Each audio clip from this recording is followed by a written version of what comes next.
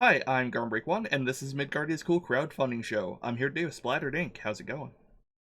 Hey, I'm glad to be here. Thanks for having me. I'm glad to have you. So, why don't you tell us a little bit about Seeds of Decay? Awesome, thank you. Well, Seeds of Decay is the campaign I've been working on in my world of the Daubers for about 20 years. Now, the Daubers, the first thing you're going to be like, what's that? Well, um, many years ago, my grandfather would say, "Keep your Daubers up," and somehow that turned into a thing in our family. I think his intention was, if you're having a hard day, if you're facing something a little bit difficult, he wanted to encourage us. And in 2001, I actually self-published a comic book. It didn't explode or do anything fantastic like that, but it was still a good experience, and it was what ended up being the foundation for this project.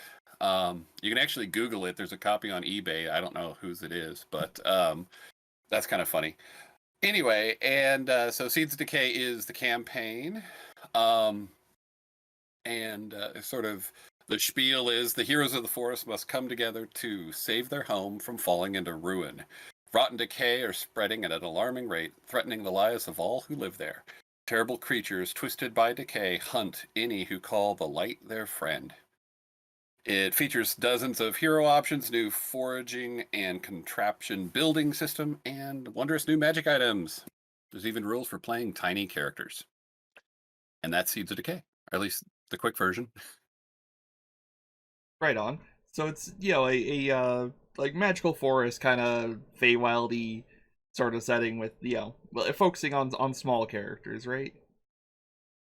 Right. Yeah. You can take the Always Green Forest, which is the primary location in Seeds of Decay, and plop it into any setting. If you want to drop it in like Barovia style into your campaign, you can do that, or you can just stay entirely within the campaign setting.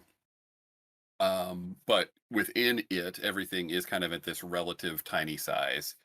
Tiny creatures facing impossible odds, and if you like things like um, Redwall or David the Gnome, you know, um, all those kind of high fantasy, sort of cute but not totally, um, you know, kid stuff. There's lots of things out there.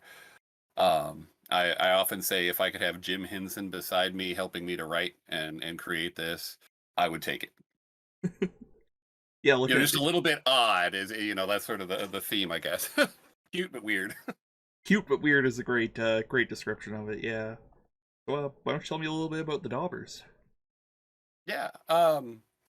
Cool. So the Daubers, as I said, they're small. By 5e standards, I guess they're tiny. The joke is they're often described as three apples tall, but usually they're actually a little taller, unless they're really big apples. They live in the always green forest. There's a lot of kind of little villages and towns in the forest. Oakden is the one where the campaign starts, and it's where a lot of my stories exist. There's Cedarbrook, and there's Lightwick, and there's the Burrow, and there's all these other little villages. But I like Oakden because um, we've got some of my favorite characters in it. We have Beatrice, who owns the Acorn Inn. We have Herb, who is the retired wizard who was once part of the King's Council, but nobody knows that, so they just think he's crazy because he's always talking about these stories. He's a little bit senile, so he kind of gets some of the details confused. Um, and then we have Toby and Gavin, who are the young daubers who initially discover the problems, discover the rot, and are coerced by the Darkwood Sprite to help her find the key that's sort of been imprisoning her. So that's the comic book story. That was what I was originally writing before it turned into the setting. So now all those things are kind of left in your hands as the DM or the player, depending on which part of it you're left to unravel. But yeah, it's a neat little start to a campaign. You've got that familiarity of all the nostalgia that we all kind of grew up with, but uh, you know, built for 5e with all the modern sensibilities that role playing has become. Right on, right on. And they are cute but weird. Cute but weird. I was gonna just Stupid call them weird. cute, but yeah, definitely both. Um, Yeah. Big noses. That's always been a thing for me. I mean, I guess that harkens back to the original like 70s Lord of the Rings. There was an art style there that was established. Their noses were a little oversized, maybe not to this extent, but I don't know. It's fun for me. it's eye catching. Yeah, So, so one other thing that caught my attention as I was flipping through the preview. Can you tell me a little bit about the Woodkin? sure.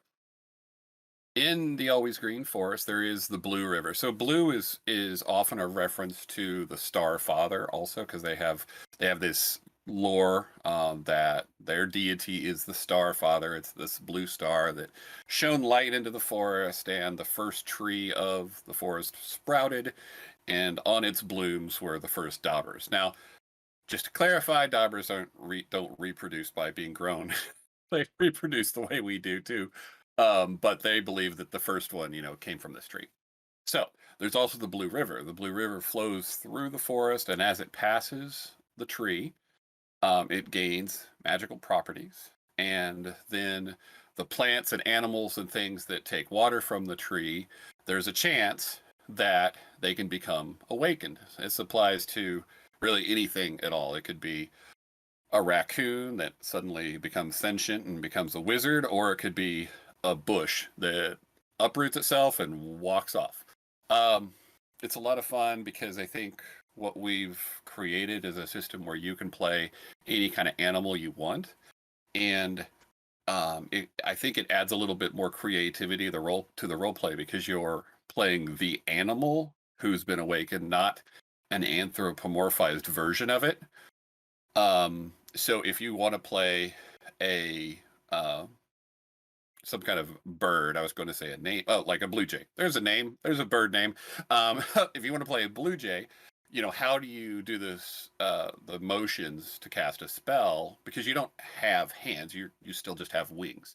And um, as a DM, I'm always like, sure, whatever you come up with is fine, but I want it to be part of your character. Um, and if you're a DM and you're like, no, I want to be more intricate and you have to have fingers to do that, that's fine too. But I think there's a lot of neat opportunities to let characters be more unique. And then you have the whole size thing. If you're a chipmunk and you have to fight a hill giant, what does that really look like? And we've got some rules written for that. But a lot of it is sort of a language to help players and DMs determine how they want to treat it differently instead of just pretending it doesn't exist, which is sort of what is out there for 5e at the moment. Yeah, you'll do the same amount of damage despite the fact that you are like 3 inches tall. Yeah. Your muscles are Yeah. very dense. Don't worry about it. Right. Right. Yeah. It's just it's the whole Ant-Man thing. And yeah, I see that the Wood can also have like a creation system, I guess, for building your own if it's not among the species listed. Right. We have a list of species that I've already developed, and that's going to be expanded a little bit. But like you said, I also put together a system for creating your own. So there's a list of traits that you might want your characters to have, whether it's an alternate type of movement, be it flying, climbing, or burrowing, whatever that kind of thing. Different types of attacks. Examples might be a bite attack or a claw attack, or even one of my favorites, a quill attack if you're a porcupine. Um, plus some of the more traditional ones like dark vision. So those traits are listed out with a point value, and you have 8 creature creation points to create your particular animal. Um, in my game, I am going to encourage people to make animals with that system. If you're making a fox, you're making a fox. But if you want to use that system to create a flying possum, that's fine with me. Um, but as long as your GM is fine with it too. Be kind of fun to do like breakout experimental animals thing. Right. Yeah, I mean, we do have the one, I put it under the rare woodkin section, the deeret, which is essentially a ferret deer, a ferret with antlers. Um, It's got to be the most um, anxious creature in existence. Good lord. boing, boing, boing. Very nervous. Um, so yeah, there's a lot of options with that. Sorry, I'm okay. I saw some deer the other day and I forgot how much they bounced. Good lord. Oh It's yeah, it's so weird. yeah. Um ferret with antlers is just it's a nightmare. There's some art on the, I think, yeah, it's probably on the last page of that preview that you downloaded. Gotta mash down. Uh... Oh lord.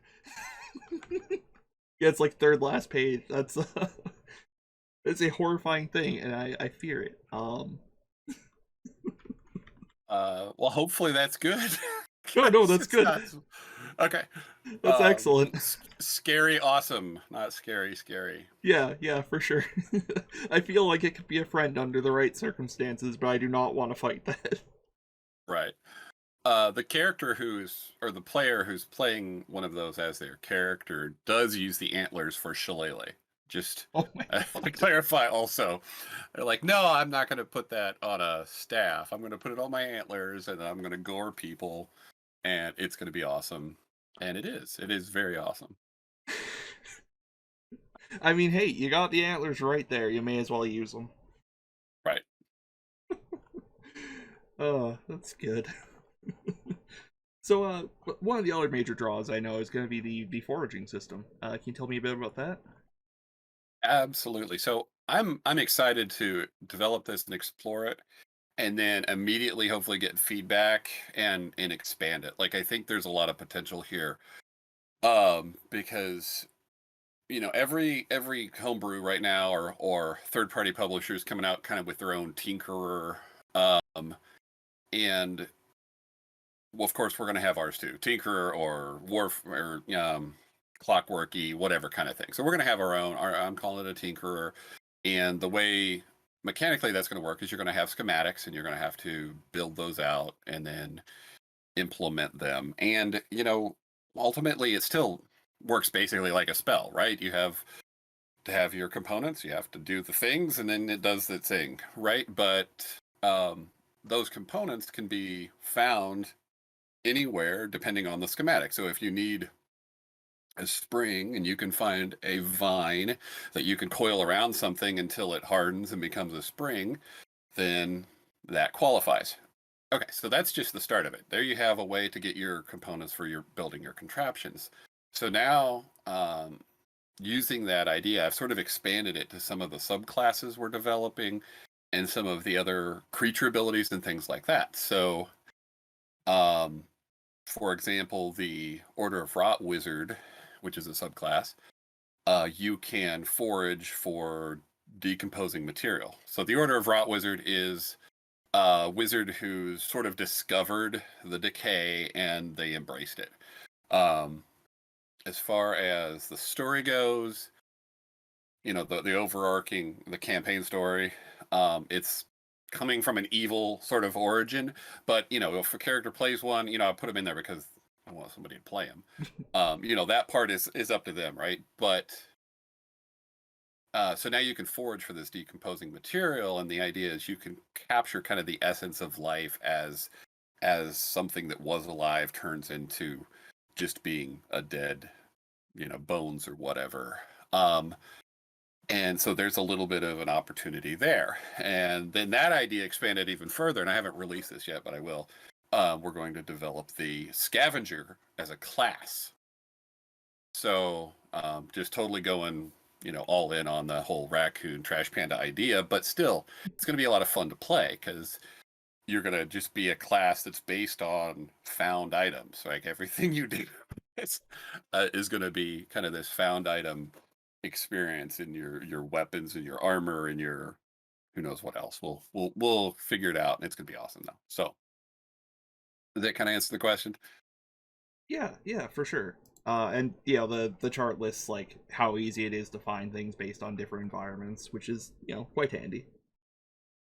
Right. Yeah. So certain things you're not going to find in an icy environment. If you need to find a little living tree, little sapling or something, you're not going to find that in the mountains under the thick piece of ice. So it's going to have a much higher DC. But the other kind of twist we've added into that, along with different locations determining the DC of what you're looking for, is how long you look. So if you're in a hurry, you can search at disadvantage and still hopefully find your thing. Or if you've got extra time, you get advantage, or you can lower the DC, that kind of thing. So, I mean, I think it's pretty well thought through. It just how far we can push it and how many different ways it can be used. I think it's going to be fun to discover. Yeah, for sure. Flipping through this really makes me want to do an adventure about destroying woodland like harvesting machinery and stuff. Just the Yeah. immediate thing that comes to mind. Full Fern Gully. Yeah, go full Fern Gully. It definitely fits. So, is there anything else that you'd like to highlight about this?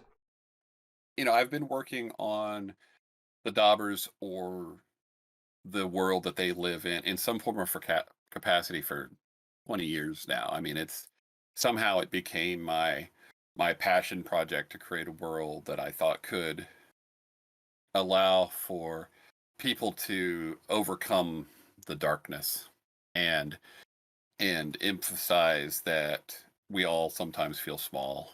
And I think it's really neat that now that it's where it is, that so many people are kind of embracing it. They are seeing it as something that is going to be a lot of fun for people and also could be meaningful. And I couldn't be more thrilled that we're partnered with Hit Point Press. So they're going to be my publishing partner on this. So you're going to get to see not only what I can do as an artist and a writer, but then we're going to have the whole marketing engine behind us that the Hit Point Press has put together. And if you've seen either Kickstarters last year, um, I'm thrilled that we have such a neat team together that we're going to be able to get this out to a lot of people. Right on. Yeah, Hit Point Press does a lot of good stuff and works with a lot of cool creators. Yeah, I mean, Heliana's Guide to Monster Hunting is a great Max from that team, their lead writer. He's actually going to help me with some things here. He's become a friend through that process, and the Kickstarter itself is going to have all the bells and whistles. Of course, we're going to do not only the book, but we'll have a deluxe version. We're going to have the GM screen. We're going to have minis. So far, we've got 8 monsters planned.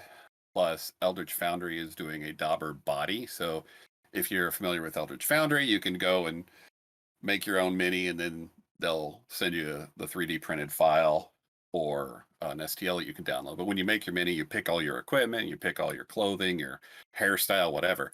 But the first thing you do is you pick your heritage or your race, or your species. I don't know what the correct word is anymore. So they're going to have a Dauber form as one of those base bodies. So we're really thrilled about that. Plus, we're going to have dice. We're going to have, we've got some really cool stuff from Elderwood Academy. We've got a hex box for your dice that's got seeds. Well, it's got the big S on the cover with a ornate like leaf pattern engraved on it. And then a spell book. If you've seen their spell book, it's like a leather bound book with spots inside for all your stuff. I don't know. It's going to be a big campaign, though. It's really ambitious on my end to try to manage all these parts, but it is coming together. We've got about a month, just under a month now. So yeah, rock and roll. Just under a month till that goes live. Is that right? Yeah. Yep. Right on. January right on. 11th. Right on. Yeah. And I do have one question about the rewards. Yeah. Can I get a scan of the original Daubers comic? You can. Yeah, so we were actually debating that. One of the stretch goals is that we're considering. Let me word it that way. One of the stretch goals we're considering is to finish the comic, because the first issue ends with coming next month, which next month never happened, and because I was too young and not, I just got married and life happened and all that stuff. Um, so one of those stretch goals. So if we do that, then definitely the first issue is going to be available. Um, but it is possible to get you a first issue anyway. I may have a couple reprints laying around. We did reprint it a couple years ago for people just for fun. Um, but yeah, if you're just the fact that you're interested is exciting to me because that indicates there might be a little bit of interest, which will help motivate me to put that on as one of the stretch goals. So thanks. Heck yeah. I mean, I I'd I love to love, finish it. yeah, for sure. I have a lot of unfinished projects myself. I know how it goes. Yeah, well, that was the original dream uh, format, right? I mean, I was doing a comic book. I wanted to be a comic book artist. I was inspired by all the stuff that happened in the 90s with Image Comics and whatnot. Um, and now the question isn't whether I can do it or whether I want to do it. It's whether I have time to do it, right? So it really will depend on what the Kickstarter does. Does it allow me to just work on Daubers full time? In which case, finishing the book, doing the art, and then doing some more stuff for the Daubers seems plausible. If I have to keep some other side jobs to help pay the bills, then that's cool too because I still get to draw, I still get to do what I love. But it will influence, where we go, as where my career goes, I guess, with the Daubers. So let's make it happen then. Get the word out. Yeah. And for those of you watching, just below this video, there's a link to the Kickstarter where you can, follow it and you'll get notified when it's live. Uh, yes, go click that.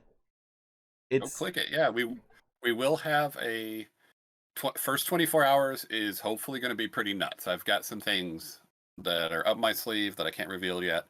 But we're going to have hopefully some celebrity guests kind of things happen and we want that first day, you want to be there that first day. So that's all I can say.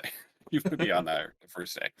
So all right. Well, it's been a joy talking to you. thank you.